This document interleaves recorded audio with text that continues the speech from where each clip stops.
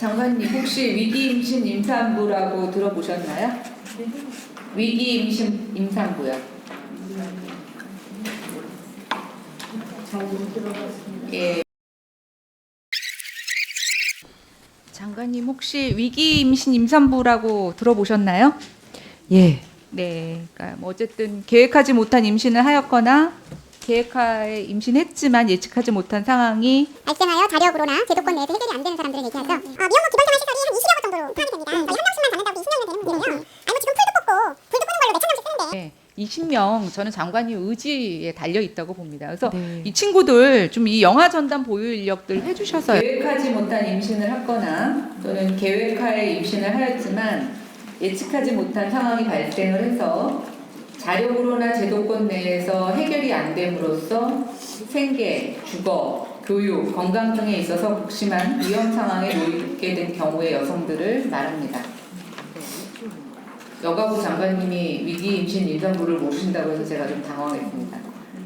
작년 국정감사에서요, 이 부분에 대해서 제가 진선미 전 장관에게 애로사항을 전달을 했고, 그때 진 장관님께서는 국민이 지켜보는 국정감사에서 약속을 하셨는데, 제가 1년이 지나고 나서 보니까 달라진 게 하나도 없습니다. 그래서 새로 오신 장관님께 다시 한번 애로점을 전달해 드리겠습니다.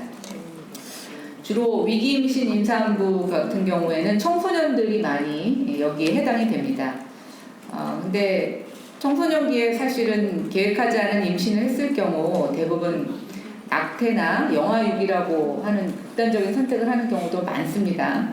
근데 어쨌든 이 학생들이 용기를 내서 출산과 육아를 선택했다는 것에 저는 매우 이 학생들을 칭찬해주고 싶습니다. 쉽지 않은 결정입니다. 그렇죠? 네, 그렇습니다. 네. 2018년 기준으로 보니까 20세 미만 청소년 미혼모가 한 317명 되고요. 미혼모도 미혼부도 6명 정도 됩니다. 그래서 지금 이제 통계로 잡히는 것만 한 323명 정도 되는데요. 뭐 통계에 잡히지 않는 사람들은 더 많이 있겠죠. 근데 이 여학생의 경우 보니까 미혼모 시설에 지내면서 그 위탁형 대안교육기관이라는 곳에서 학업과 육아를 병행을 하고 있는데요. 여가부나 산하기관이 직접 운영하는 곳은 없고 전적으로 민간에 의존을 해서 돌봄을 받습니다. 근데 이런 민간기관의 인력 부족 문제가 굉장히 심각합니다. 청소년 미혼모가 육아와 학업을 병행하고 있고 학교를 간 사이에 아이를 돌봐줄 사람이 필요하겠죠. 예.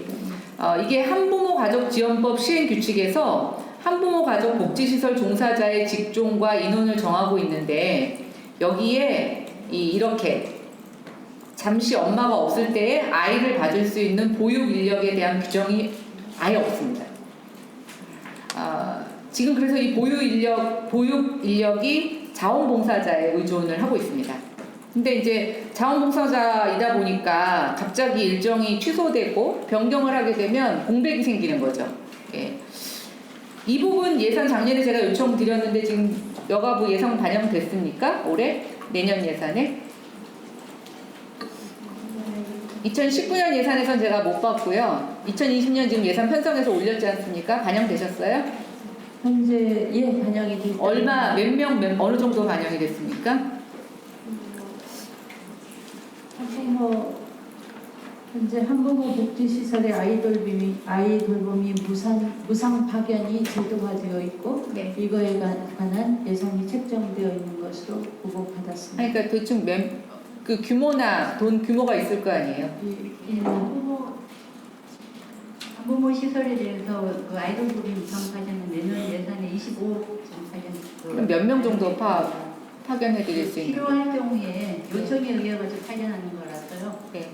저기 한부모 복지 시설에서 그 보육 수요가 있을 때 아니 근데 25억을 계산하셨을 때는 대부분 어느 정도 인원이 될 건지는 생각하셨을 거 아니에요? 저희가 지금 한 120 3개 시설이 있습니다. 네. 그 시설에 따라 가지고 시간으로 계산을 해가지고요. 저희가 했는데 그 자세한 내용은 따로. 네. 그다음에 시간이 참 답변을 너무나들 길게 하셔서 그 장관님 이뿐이 아니고요. 그 아기들 예방 접종, 의료 상담, 발달 체크 등의 의료 서비스에 대한 인력도 좀 많이 필요합니다. 근데 이제 이런 시설들의 시행 규칙에서 간호사 숫자를 시설 규모에 상관없이 30명 미만도 1명, 50명 미만도 1명, 70명 이하도 1명으로 고정해 놓고 있습니다.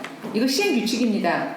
네. 드디어 장관님이 할 수 있는 일이 나왔습니다. 그렇죠? 예, 법 핑계 안 대시고도 이거 좀 고쳐주세요.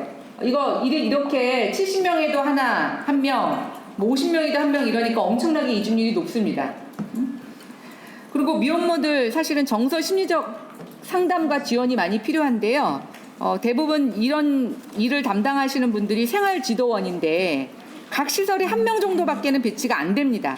그리고 70명 이하일 경우에 한해서만 2명까지 배치하고 있는데 주 52시간 근무제를 적용하게 되면 하루 8시간밖에 근무를 할 수가 없습니다. 아마 여성가족부 소관 업무 중에 이 주 52시간 때문에 어려움이 있는 그 인력들이 굉장히 많을 거예요. 예. 그것도 한번 좀 같이 검토를 해봐 주셨으면 좋겠습니다. 그렇게 하시겠습니까? 네, 검토하겠습니다. 예. 차관님, 자비로 기부를 하셔서도 어려운 사람을 도우시는데 평상시에 많이 기부하세요? 네, 맞습니다. 네, 제가 기부는 나중에 또 이야기를 듣기로 하고요. 제발 좀 제가 당부드리는데요. 국감 때 저희가 지적한 것들 적극적으로 예산에 반영해 주시고 제가 예산 반영을 물어봤을 때는 예산을 반영했으면 네로 대답하시면 되고 나머지는 그 산정 기준에 대한 얘기를 해주셔야지. 오늘도 제가 보니까 한 1분 정도는 쓸데없는 대답 때문에 제 질문이 마이크로 안 전달이 됐습니다. 다시 한번 당부드리겠습니다. 네, 수고하셨습니다. 다음은 신보라 의원님 질의에 마감입니다.